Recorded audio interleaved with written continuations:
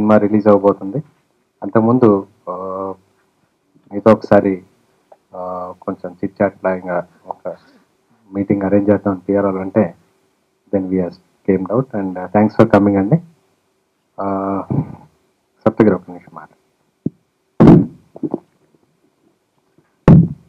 Thank you అన్న, వచ్చినందుకు మీకు చేతులు జోడించి నమస్కరిస్తున్నాను. 23 ఇన్నాళ్ళు సప్తగిరి ఒక కమెడియన్గా చూశారు. జీవితంలో మరో మెట్టు ఎక్కుదామని ఆత్మవిశ్వాసంతో అడిగేస్తున్నాను. దానికి మీ సపోర్ట్ ఎప్పుడూ ఉంటుందని కోరుకుంటున్నాను. థ్యాంక్ యూ అన్న. యాక్చువల్గా నేను ఇండస్ట్రీకి డైరెక్టర్ అవుదామని వచ్చాను. సిన్సియర్గా ఒక 7 years అసిస్టెంట్ డైరెక్టర్గా పనిచేశాను. బొమ్మరిల్లు, పరుగు, ఏ ఫిలిం బ్యాండ్ వీటన్నిటికీ అసిస్టెంట్ డైరెక్టర్గా పనిచేశాను. సో నేను హైదరాబాద్ సినిమా పరిశ్రమకి వచ్చిన ఉద్దేశం అయితే మాత్రం నేను డైరెక్టర్ అవుదామని. బట్ అనుకోకుండా ఒక స్వీట్ యాక్సిడెంట్ కమెడియన్ చేశారు నన్ను. నా బాడీ లాంగ్వేజ్, నా మాట తీరు ఇవన్నీ చూసి చాలా కామిక్గా ఉందని బొమ్మరిల్లు భాస్కర్ గారు నన్ను పరుగు సినిమాలో చిన్న క్యారెక్టర్ చేయించారు. ఆ సినిమా పెద్ద హిట్ అవడంతో, ఏదో వాళ్ళకున్న సెంటిమెంట్ ప్రకారం బొమ్మరిల్లు సినిమా హిట్ అవడంతో పరుగు సినిమాలో ఫుల్ లెంత్ క్యారెక్టర్ చేయించారు. అది కూడా హిట్ అవడంతో నాకు మంచి పేరు వచ్చింది. సో దాంతో ఆ తర్వాత కంటిన్యూస్గా చిన్న గ్యాప్లో చిన్న క్యారెక్టర్ చేస్తూ వచ్చాను. ఆ కమెడియన్గా నేను సక్సెస్ అవుతున్న ఆ వేలోనే అనుకోకుండా ఇంకో బిగ్ బ్రేక్ దొరికింది. ఆ సినిమా ప్రేమ కథ చిత్రం. దాని నుంచి చాలా బిజీ అయ్యాను. సో ఈ వేలోనే కొంచెం అసిస్టెంట్ డైరెక్టర్గా తగ్గించడం, అటు ఇటు బిజీ అయిపోవడం వల్ల దానికి కొంచెం దూరం అయ్యాను. బట్ ఈ కమెడియన్గా చేస్తూ అంటే నేను ఆర్టిస్ట్ అవుదామనే మాత్రం ఇండస్ట్రీకి రాలేదు. బట్ అనుకోకుండా వచ్చిన అవకాశంలో ఈ కమెడియన్గా చేస్తూ నాకే తెలియని ఒక చిన్న మొనాటం వచ్చింది.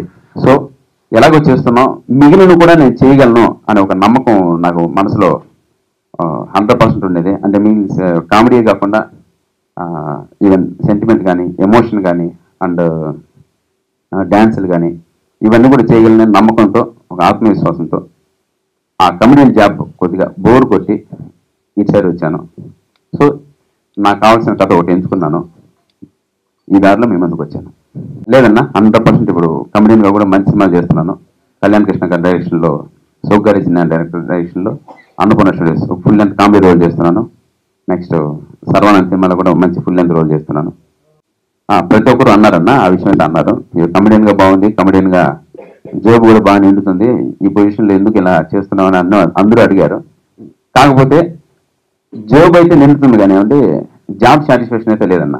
100% ఏదో ఒక మెకానికల్ లైఫ్ అయిపోయింది. ఎక్కడికి వెళ్ళినా ఒకటే యాక్టింగ్ చేస్తున్నాను. అది నాకు ఆ విషయం తెలుసు. ఎందుకంటే నాకు ఆర్టిస్ట్గా నాకు అనుభవం లేదు, నాకు వచ్చేది అదే, దాంతోనే సక్సెస్ అయ్యాను. బట్ రోజు లేచిన కొద్దీ అదే చేస్తున్నాను, నాకు అదే బోర్ కొడుతుంది, డబ్బులు వస్తున్నాయి కదా అని ఒక సాటిస్ఫాక్షన్ లేకుండా పోయింది. బట్ ఈ క్రమంలోనే ఒక 7 years అసిస్టెంట్ నేను పనిచేశాను.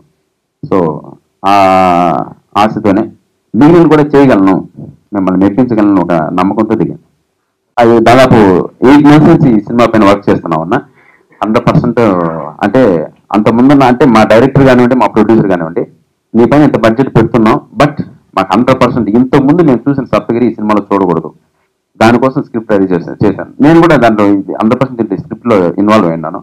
నేను ఏం చూపించుకోగలను, నేను ఏం దీంట్లో యాక్ట్ చేయగలను, నేను ఏ విధంగా మిమ్మల్ని మెప్పించగలను, దానికోసం ఒక 3-4 months వర్క్ చేశానన్న. వర్క్ చేసి ఒక స్టోరీ స్ట్రక్చర్ వేసుకొని ఆ తర్వాత నేను ప్రొడ్యూసర్ మీట్ అయ్యి డైరెక్టర్ సెలెక్ట్ చేసుకున్నాను. బట్ ఇప్పటికీ అంటే అప్పుడు కమెడియన్, ఇప్పుడు కూడా ఈ సినిమాలు కూడా కమెడియన్గా కనపడతాను. జర్నీ అంటే చాలా హార్డ్ వర్క్ చేశాను. ఇంకా మీ సపోర్ట్ కావాలి. ఇప్పటికి కరెక్ట్గా 15 days అయిందన్న నిద్రపోయి. నో డౌట్ అందుకు అసలు మైండ్ రేపటి పైన ఆధారపడింది. అంటే కంటెంట్ అయితే స్ట్రాంగ్గా ఉంది కానీ బట్ చాలా తెలియని టెన్షన్లో ఉన్నాను. చూద్దాం, క్యారెక్టరైజ్ ఉంటుందన్న పక్కా ఉంటుంది. అది 100% స్కోప్ ఉంటుంది. మ్యాటర్ ఏంటంటే స్టోరీ రివీల్ చేయకుండా ఒక చిన్న పాయింట్ చెప్తాను. మా ఫాదర్ కానిస్టేబుల్, నేను సినిమాలోకి వెళ్ళాలని ఆశ లేదు, నువ్వు ఐఏఎస్ అవ్వు అంటుంటాడు. ఆయన మాత్రం కానిస్టేబుల్, నేను మాత్రం ఐఏఎస్ అయిపోవాలి. ఇది స్వార్థం నాన్న అనేది. నాకు ఏది ఇష్టమో దాంట్లో ఎదగినవండి. అంటే ఏంటో నువ్వు ఎదిగేది అన్నప్పుడు నేను మామూలుగా ఒక సినిమాలో వెళ్ళాలని ఒక తపన పడి ఒక్కరాడు కనపడతాను. అది చాలా బాగుంటుందన్న. దానికోసం చాలా ఖర్చు పెట్టారు మా ప్రొడ్యూసర్ గారు. అది నా ఇంట్రో సీన్, చాలా బాగా ఖర్చు పెట్టారు. నేను యాక్చువల్గా సార్ అది ఒక వీధి నాటకంలో చేద్దాం సార్ సరిపోద్ది, నేను డైలాగ్స్ బాగా చెప్తాను అంటే లేదు లేదు, ఇది దానికి ఒక యాంబియన్స్ క్రియేట్ చేయాలి, నువ్వు డైలాగ్ అంత అద్భుతంగా నన్ను మెప్పించాలో చెప్తున్నావు, ప్రజలు కూడా 100% మెచ్చుకుంటారు నిన్ను. ఆర్టిస్ట్ లాగా చేద్దామని అనుకున్నాడు. But it is my insist అంటే మళ్ళీ ఒక మిథిలా నగరాన్ని ఎస్టాబ్లిష్ చేయగలిగి రాముడికి పరశురాముడికి జరిగిన సంవాదాన్ని నిజంగా మన కళ్ళకట్టుగా అనిపించేలా అనే ఉద్దేశంతో తను చేసాం.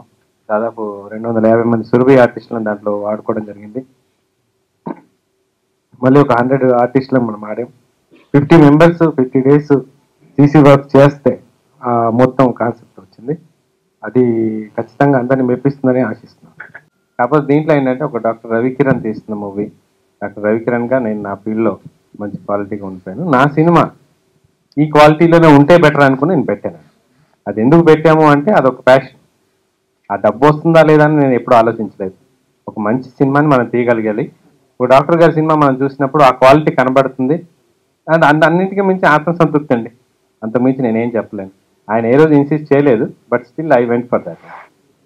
యాక్చువల్గా సప్తగిరి నా పేషెంట్, ఆయన ఆల్రెడీ చెప్పున్నాడు. ఆ పేషెంట్ నుంచి నాకు బెస్ట్ ఫ్రెండ్ అయ్యాడు. ఆ తర్వాత తను నేను ట్రీట్మెంట్ చేసిన తర్వాత is my become best friend. మాది ఒక 4 years 3 years నుంచి ఉన్న జర్నీ అండి. ఆయన చెప్పిన స్టోరీస్ కానీ ఆ కాన్సెప్ట్ తీసుకొచ్చినప్పుడు ఆ స్టోరీకి సప్తగిరి లాంటి పర్సనే ఆప్ట్ అవుతాడు. ఆ లో ప్రొఫైల్ నుండి ఆ కానిస్టేబుల్ లెవెల్కి నేను ఏ పెద్ద స్టార్ని ఊహించుకోలేను. అలా మనం సెట్ చేయడం కూడా కష్టం. ఇంకోటి ఏంటంటే సప్తగిరిని ఒక హీరోగా ఇంట్రొడ్యూస్ చేయడంలో ఏంటంటే నాకు ఒక వైట్ పేపర్. సప్తగిరి ఎలా చేసినా ఏ లెవెల్కి చేసినా పబ్లిక్ నుంచి యాక్సెప్టెన్స్ వస్తుందని ఒక ఉద్దేశం అయితే ఉండింది. అండ్ సాధ్యమైనంత వరకు వాల్యూస్ కట్టుబడి ఈ సినిమా అనేది తీయగలిగాం. దాంట్లో మాత్రం నాకు అది సాటిస్ఫాక్షన్ అయితే ఉంది సార్. డిస్ట్రిబ్యూటర్స్ కేఎఫ్సి వాళ్ళకి మేము చేసిన తర్వాత 478 కాల్స్ వచ్చాయి డిస్ట్రిబ్యూటర్స్ నుంచి. They literally fight for it. మాకెందుకు ఈ సినిమా ఇవ్వరు, మేము చేసుకుంటాం. కాకపోతే నా కాన్సెప్ట్ ఏంటి ఉండిందంటే ఏదైనా ఒక ప్రాజెక్ట్ మనం స్టార్ట్ చేసినప్పుడు స్టార్టింగ్ టు ఎండ్ మనం చూసుకోవాలి.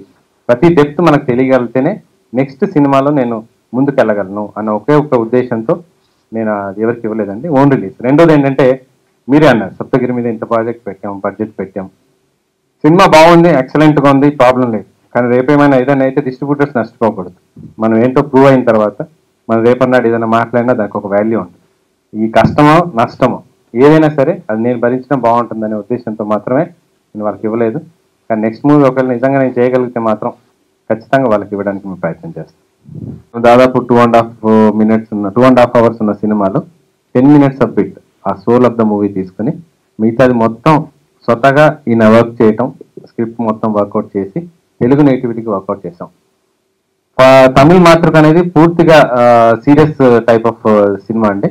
And this one is hilarious, sentimental, responsible, message oriented think నా సినిమాని నేను నమ్ముతున్నాను. దాదాపుగా మీరు అడిగినట్టు మాతృకతో పోలిస్తే ఎంతవరకు బెటర్మెంట్ అయింది అంటే యాజ్ ఏ ప్రేక్షకుడుగా, యాజ్ ఏ న్యూట్రల్ పర్సన్గా నేను చెప్పడం 90% బెటర్మెంట్ అయితే తీసుకొచ్చాం. ఇది నేను చెప్తే ప్రీ జడ్జిమెంట్ ఇచ్చినట్టు అవుతుంది. మీ వ్యూస్ నేను కొంచెం వరకు ఇన్ఫ్లుయెన్స్ చేసినట్టు ఉంటుంది. ఫర్ దిస్ మీరే చెప్పాలి సార్. ఫర్ మీ ఈ రోజు కూడా నా మొహంలో ఆ స్మైల్ ఉంది అంటే సంథింగ్ వైజ్ ఈ డన్ ఇట్. దానికి జస్టిఫికేషన్ అయితే ఉండింది. అది నా సినిమా అయినా ఎవరైనా సరే నేను నమ్మే పాలసీ ఏంటంటే 59 రోజులు షూటింగ్ జరిగింది సార్. ఆయన షార్ట్స్లో జస్టిఫికేషన్ చేయకపోయినట్లయితే లేదా ఆ సాటిస్ఫాక్షన్ నాకు కనబడకపోయింటే 59 రోజులు రన్ అయ్యేది కాదు. అదేదో 30 days 40 days కట్ ఆఫ్ అయిపోయింది. ఎస్పెషల్లీ మాకు ఛాలెంజ్ ఎక్కడ వచ్చిందంటే సెంటిమెంట్ సీన్లో, ఎమోషనల్ సీన్స్లో సప్తగిరితో పలికించడం కొంచెం కష్టమైంది. రెండోది సాంగ్స్ దగ్గర ఆయన బాడీని మొత్తం వంచేసాం.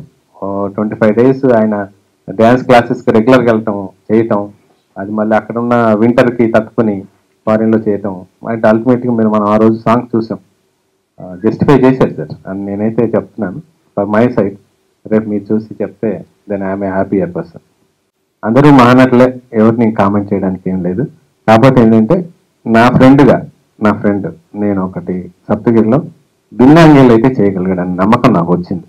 ఒక సెంటిమెంట్ పలికించగలడు, కామెడీ అయితే సిగ్నేచర్ మార్క్, డ్యాన్స్ చేయగలిగాడు, సీరియస్ యాక్షన్ చెప్పాడు, అండ్ గంభీరమైన వాక్యాలు చెప్పాడు, క్రోధం అంటే దాదాపు నవరసాలు అయితే పలికించడానికి ప్రయత్నం చేశాడండి. సాధ్యమైనంత దాంట్లో సక్సెస్ అయ్యాడని నేను అనుకుంటున్నాను. డెఫినెట్లీ 80% మూవీ అయిపోయింది. ఆ టైంలో మనం ఇచ్చాం. ఎంతవరకు మనం సాధ్యమైనంత వరకు సెట్ చేయగలం. కానీ అల్టిమేట్గా అంటే పవన్ కళ్యాణ్ గారు అంటే మాకందరికి అభిమానం. ఆయనంతటా అక్కడ నుంచి వచ్చిన proposal it's very blessing for us. We given it. దాంట్లో ఏమాత్రం మాకు రిగ్రెట్ అయితే లేదండి. It's happier thing. అంటే మనం ఇవ్వగలిగే ఆప్షన్ అవకాశం రావడం ఎక్కువ. అలాంటి వచ్చిన దానికి we are very happy to give. It పెద్ద సమస్యే కాదు.